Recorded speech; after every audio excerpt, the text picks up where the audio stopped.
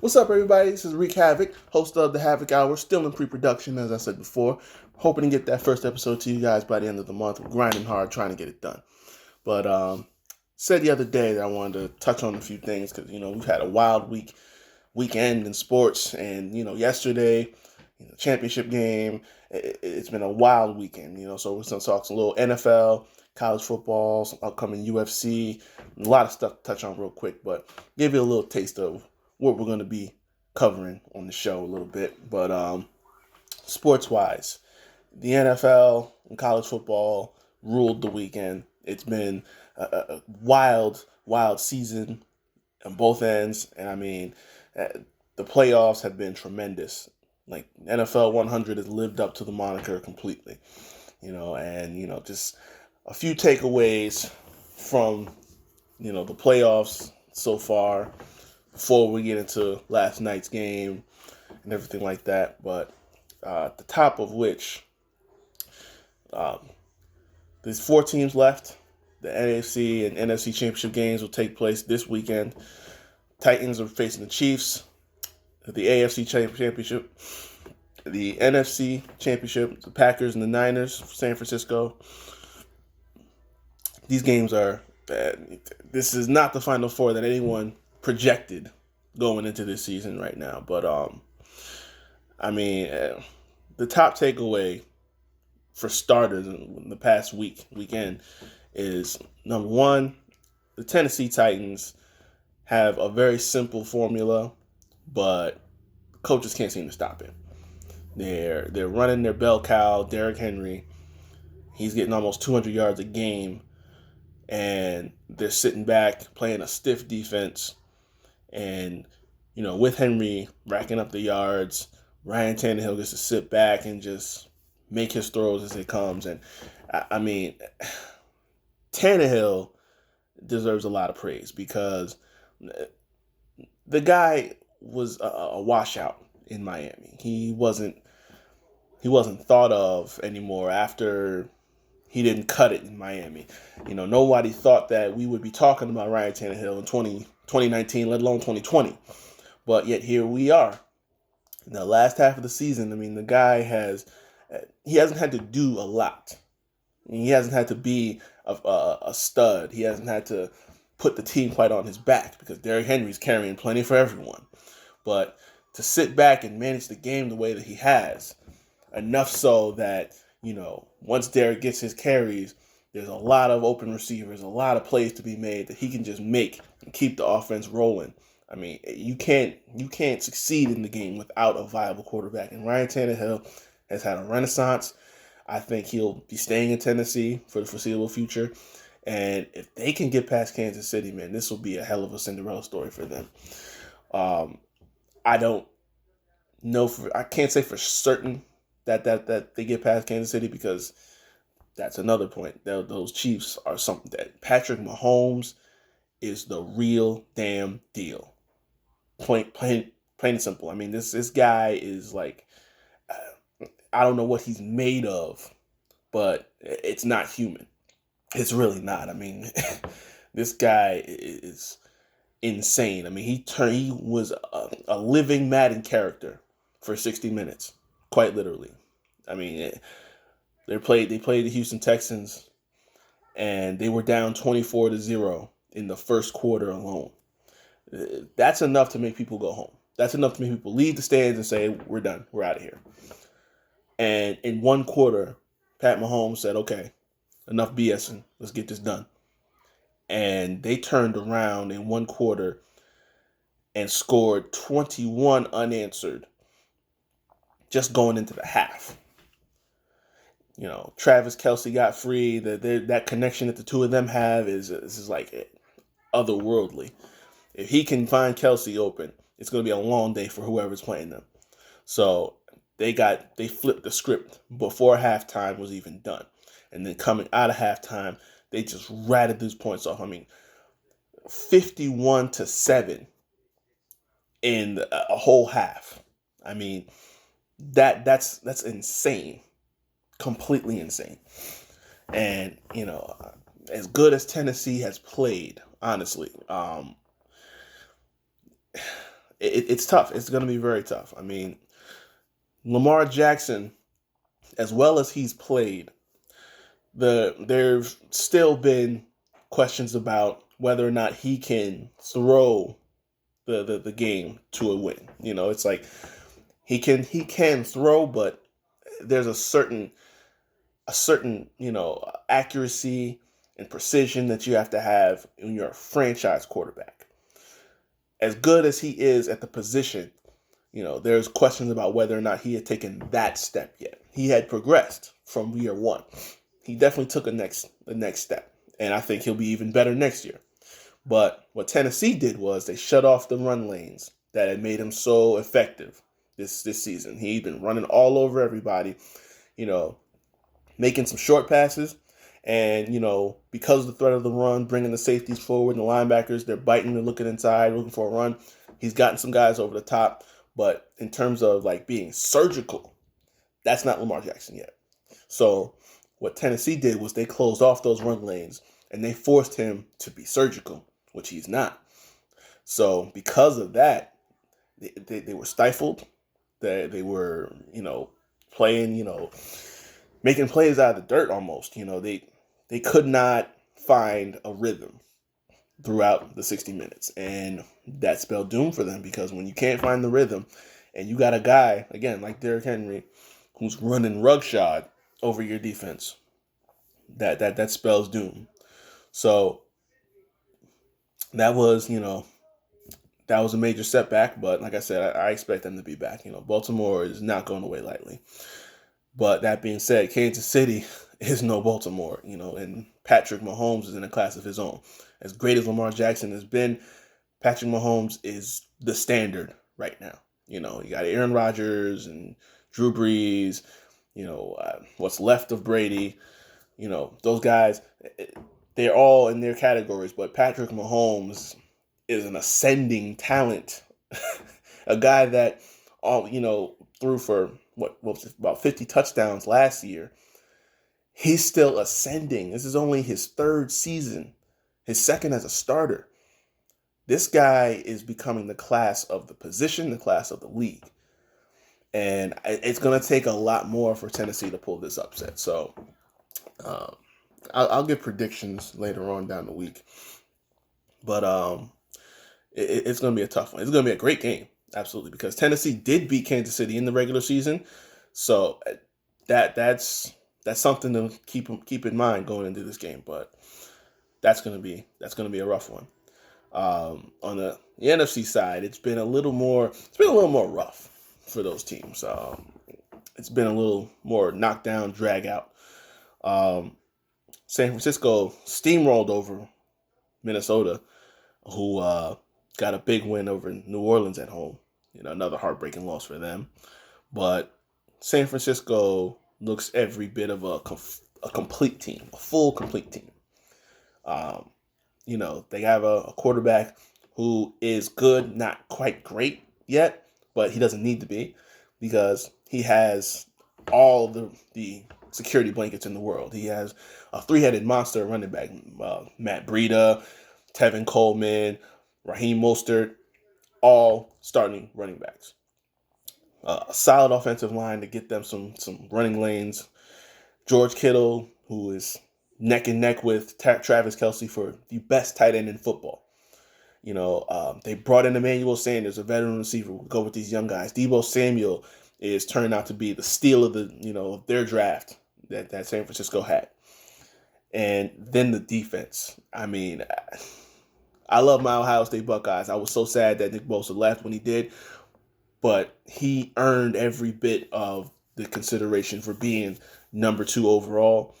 He is a beast. I think he's better than his brother.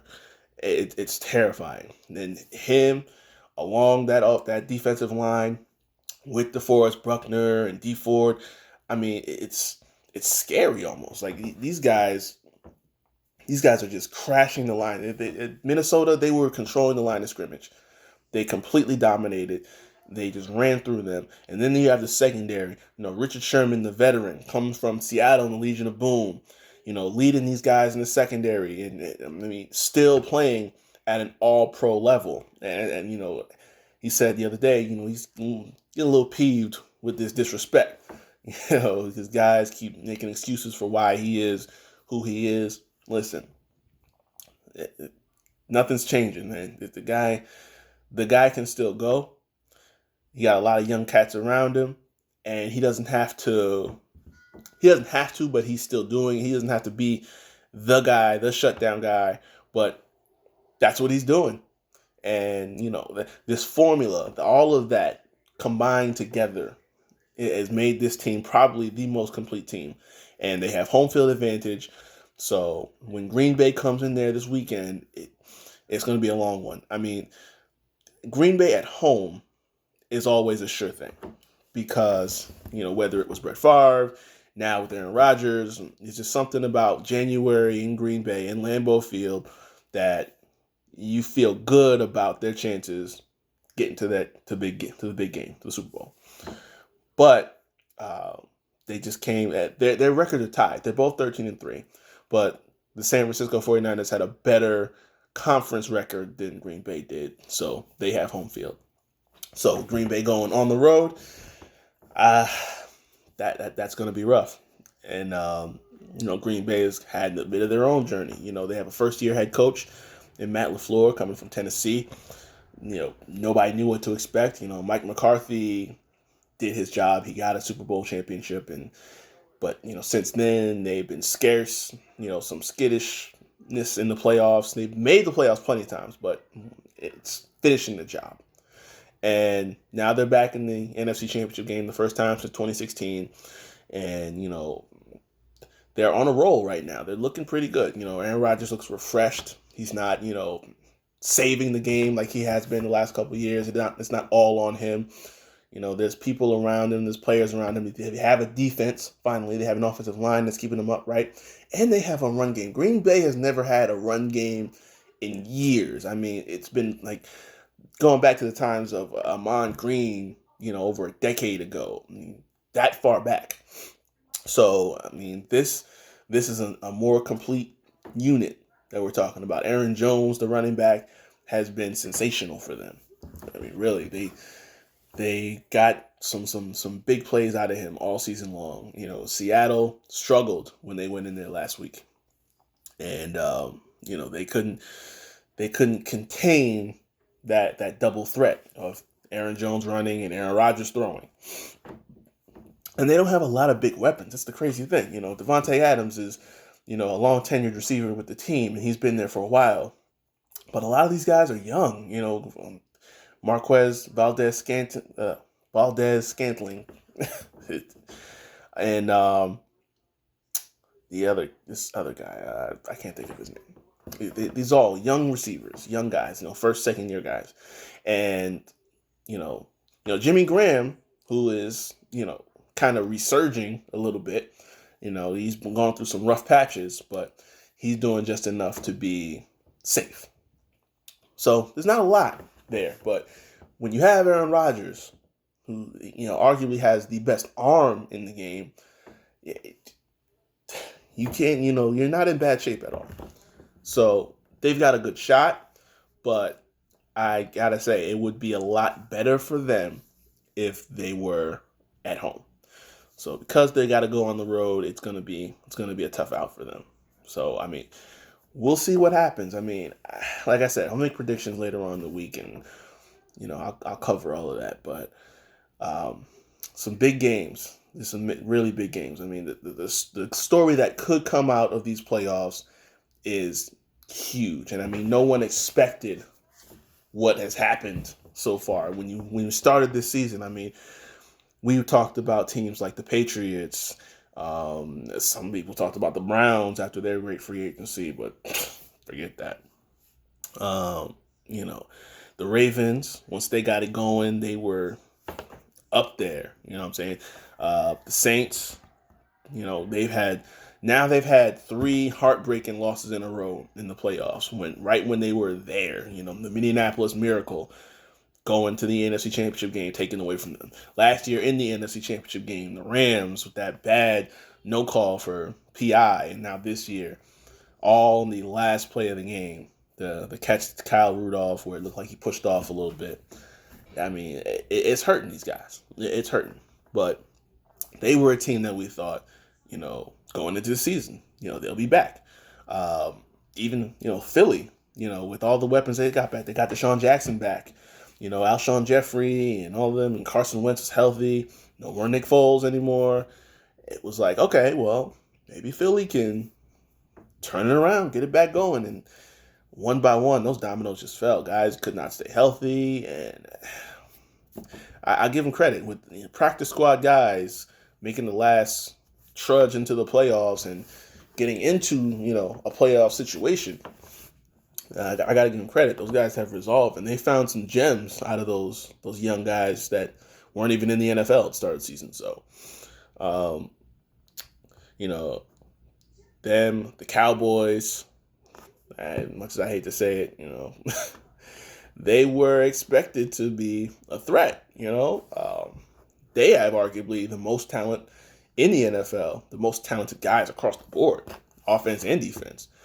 But as usual, they find a way to screw it up. So that's nothing shocking at this point. But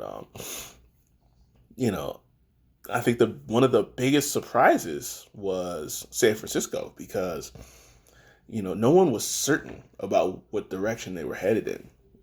After the first season, they didn't do well at all. I mean, Jimmy Garoppolo went down, so they kind of had to shift through quarterbacks here and there. Kyle Shanahan clearly had a plan. He is one of the premier play callers in the NFL. As a head coach, he's proven successful so far. I mean, that one dud season aside, I mean, he's been doing a damn good job. And, with Garoppolo healthy, clearly, I mean, the plan has worked. But yeah, going into the season, it wasn't expected that they would be, a top team in the NFC that, maybe they could compete for the playoffs. But being 13-3, number one seed and home field advantage, now hosting the NFC Championship game, that was highly unexpected. But here they are. It's been a wild season. It's been major, and there's more coming. A lot of coaches, free agency and head coaching positions that we're getting filled. I'll get into those another time. That's a whole nother discussion. And the Giants and this guy Joe Judge from New England. The Browns just hired Minnesota's offensive coordinator. And the Cowboys, of course, finally got rid of Jason Garrett. Now they got Mike McCarthy. It's a long list, but I'll get into that somewhere down the line. I'm not going to make this too long. But got to talk about last night, man. College football, the national championship game was last night. LSU took on Clemson, and they put it on those boys. I mean, LSU has been a story this season. Coach Orgeron and this guy Joe Burrow, man. Joe Burrow is the quarterback that a lot of teams have been waiting for, really and truthfully. They, this guy is the complete package. He truly is. He makes smart decisions. He's, mobile to an extent. He's ballsy. He will just take off, and if he sees it coming, he will lower that shoulder and take some hits and get going. But he's resilient. He'll make a mistake, but he'll come back and say, okay, you know what? Forget. The best thing for a quarterback is short memory. You make a mistake, you got to get back out there and keep going. You keep playing. And all of these things, this guy there's no quality that he's missing. So, I mean, there's no way he doesn't go number one overall at this point. I mean, the guy, Heisman, undefeated season, just won a national championship. There's nothing that needs to be said anymore. He'll be number one overall. And if you think for a second that Cincinnati is just going to roll through the offseason and into the draft, maintaining number one overall through with no problems, you don't know football. I can tell you after watching this game, to right now, I can guarantee there's teams on the phone with Cincinnati inquiring about the number one pick. And if I'm a team that has any kind of controversy or uncertainty at the quarterback position, I'm calling Cincinnati right now. What do you want for number 1 overall? What do you want for that pick? Because at the resume he has right now is something. We still haven't gotten to the combine yet. You know, the off season, the free agency period, we haven't even hit that point yet. So, I mean, Cincinnati has the number 1 pick, but I wouldn't guarantee that they keep it because, like I said, so many teams that could use a talent like that, a leader like that. It has every quality you can look for in a franchise quarterback. Joe Burrow possesses, and this is going to be not a steal, the gem, the class. And there's more guys out there. Tua Tagovailoa is coming out. Justin Herbert is coming out. Chase Young, Jerry Jeudy. There's a whole class. This is going to be a huge class of guys coming out. But Joe Burrow has stood out amongst the rest. 60 touchdowns on the season. Just from throwing alone. He's set an FBS record. So this guy, it's him and everybody else. And everybody else is pretty damn good too. But this guy is it. Point blank, period. You do not want to miss out on Joe Burrow. And I expect a lot of teams will be hunting to get that number 1 pick from him. But anyway, into the game, it was far from what I expected because, Clemson, Dabo Swinney has done a hell of a job with Clemson. I mean, to see what Clemson used to be in years past, and now for them to be a powerhouse every single season, it's tremendous. And Dabo Swinney deserves a boatload of credit for that because he's a leader. He's a damn good coach. And he loves those guys so much, and they love him and they love to play for him. I did not expect the domination that came, particularly in the second half. Clemson was doing well in the first half. They had a 10-point lead at one point early. Trevor Lawrence was a little off after that first quarter. It looked good, looked like they had a rhythm going, with T. Higgins and, the run game with Travis Etienne. It seemed like they had everything going at first. But once we got to that second quarter and into halftime, at times trailed off a little bit. And, they kind of lost that rhythm. Yeah, Trevor Lawrence overthrew the ball 6 times. No, I'm sorry, 7. He had 6 going into this game. At all time. He doesn't overthrow. So this was different. I mean, the kind of, pressure LSU was bringing. And, the fact that, these corners were staying with their receivers pretty well. My Buckeyes, I expected from them because they, had arguably the best defensive backs in college football. I mean, they're DBU. But, LSU, they showed a lot in terms of what they possess. I mean, they were sticking with these guys all game long, and it was stifling Trevor Lawrence badly. I mean, and they were getting pressure on him too, and it's like I expected it to be close. I expected it to be a nail biter. That's not what we got. Clemson was up 17-7, and by the end of the second quarter, it was flipped. I mean, they went into halftime, and LSU had come back, scored 3 TDs. They were up 21-17 at halftime. Because, I mean, like I said, this is the thing again with Joe Burrow. He was struggling the first couple drives. They got pressure on him. Guys weren't getting separation. He wasn't finding the open man. And, they were coming after him. So, with that and, a few missed throws and everything like that, he kind of had to sit himself down, get himself together, come back out and make it happen. And that second quarter, he did it. He started pouring it on. Tuck it and run, bombed it downfield, chase. I mean, these guys, they've got great connection with this quarterback. But by the end of the second half, it's 21-17. They got the ball back, went down. They didn't score.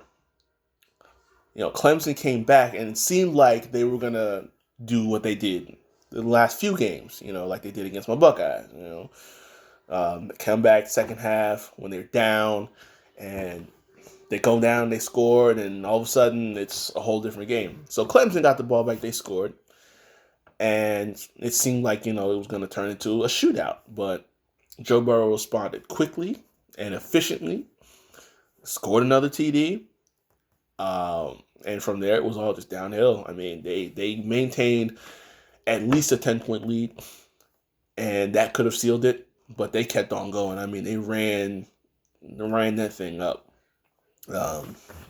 It was a knockdown. They really went after them. I mean, LSU, they earned everybody's respect. They were tremendous this season. It's a real feel-good story, and Ed Orgeron is a hell of a coach. He's got roots there in New Orleans, and I think that was really special too, for LSU, to be just miles away and to play in the Superdome in Louisiana at home for the national championship game, and with a team, a school that hasn't seen a national championship game in over a decade. That was special. So, respect to them. They got it done. Another great college football season in the books. Ohio State gonna be back next year, just so you know. But yeah, I tip my cap to him. Congrats to Joe Burrow. He's gonna be definitely easily gonna be number one. This team is in good hands. They really are. And thank God Alabama was not in it this year. That's another thing. Clemson's got a few back-to-back appearances at this point, but that it's still relatively new. I mean, they've got 2 championships in the last 4 years, but it's refreshing. No more Alabama for who knows how long. They're always resilient. Nick Saban is still the best coach in college football. I mean, Dabo Swinney is on his heels. He is climbing up there right behind him. But Nick Saban's still holding on right now, and they're resilient. So I'm sure they'll find a way back into the title picture. But great season, absolutely great season. So before I just close it up here, this weekend we will see the return of the notorious Conor McGregor to the octagon. He's going to be taking on Cowboy Cerrone, and this is a fight I'm thrilled about.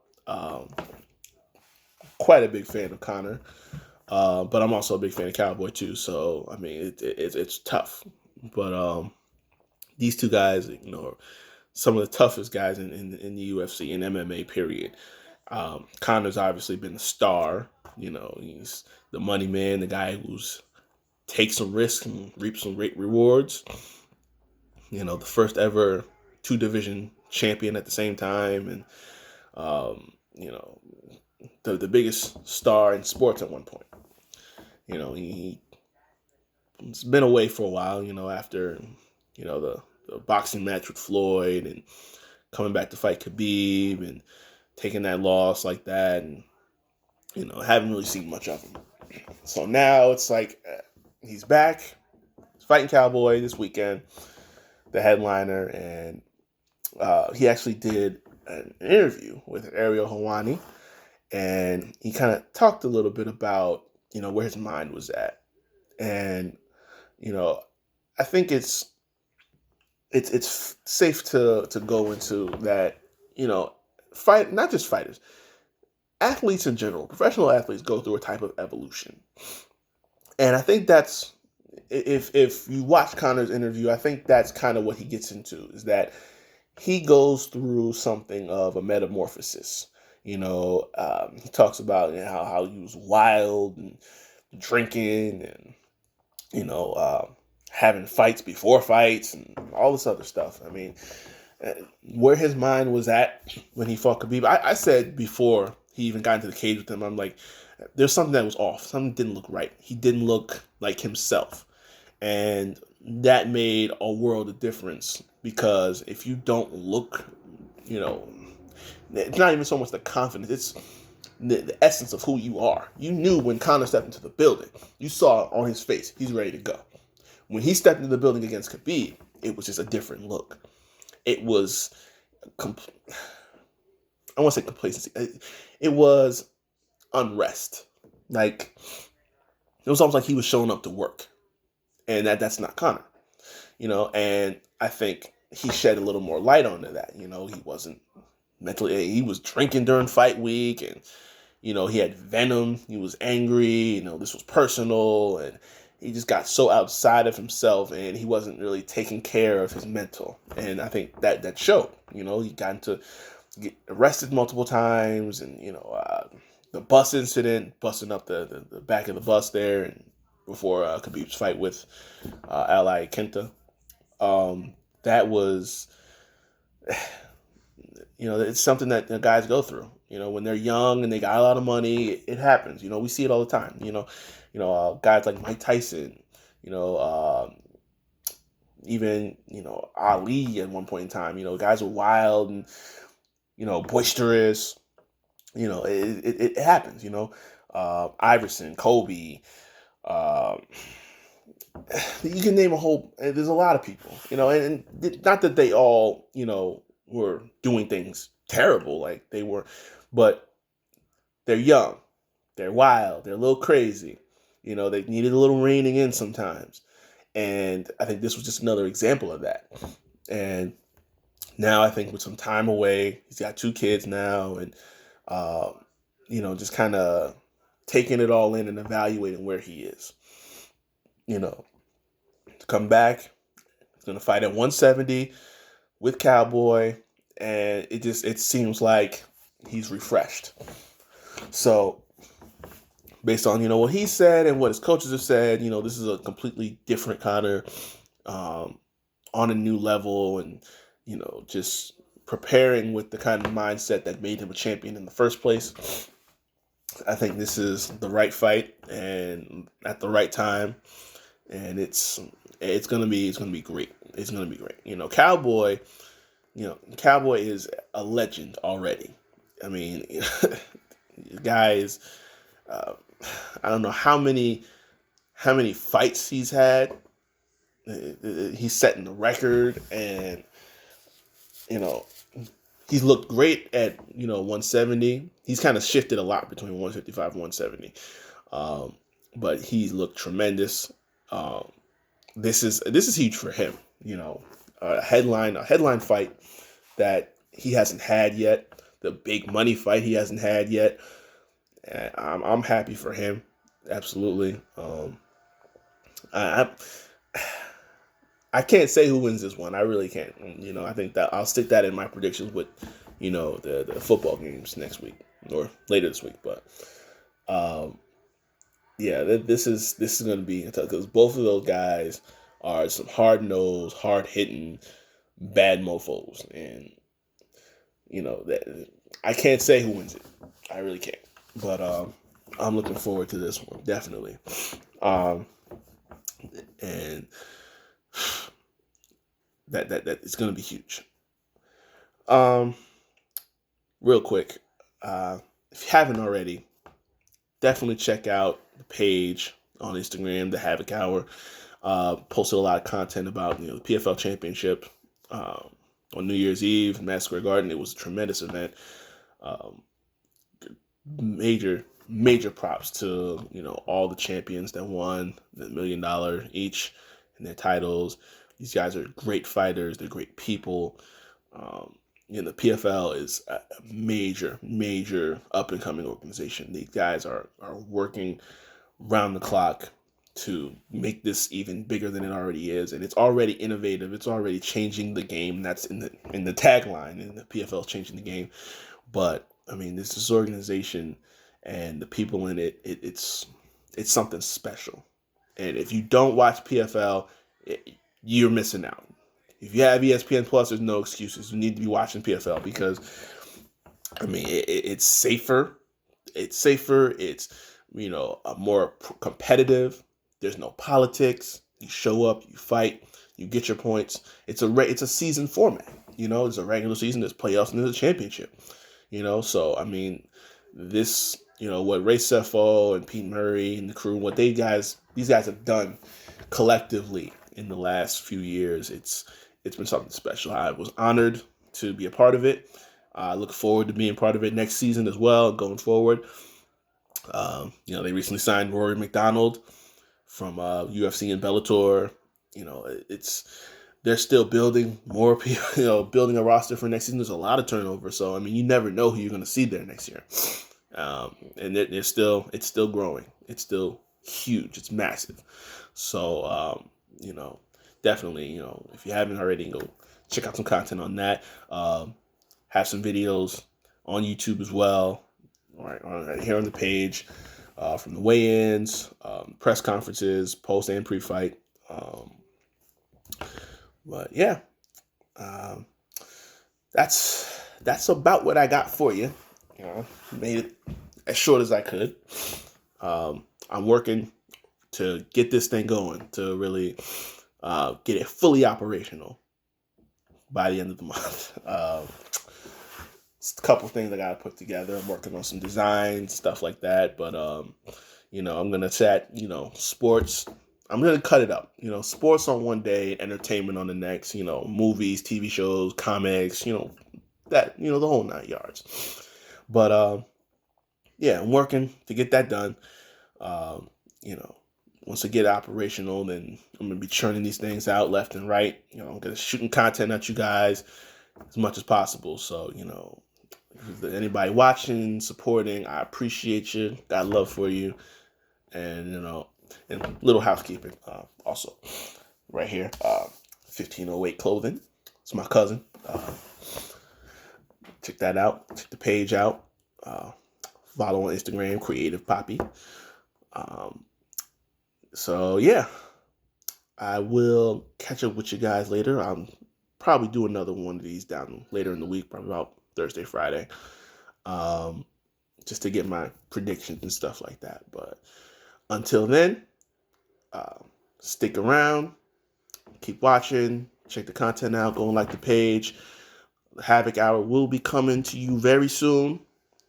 But, I've been Wreak Havoc. Thanks for watching. Peace out.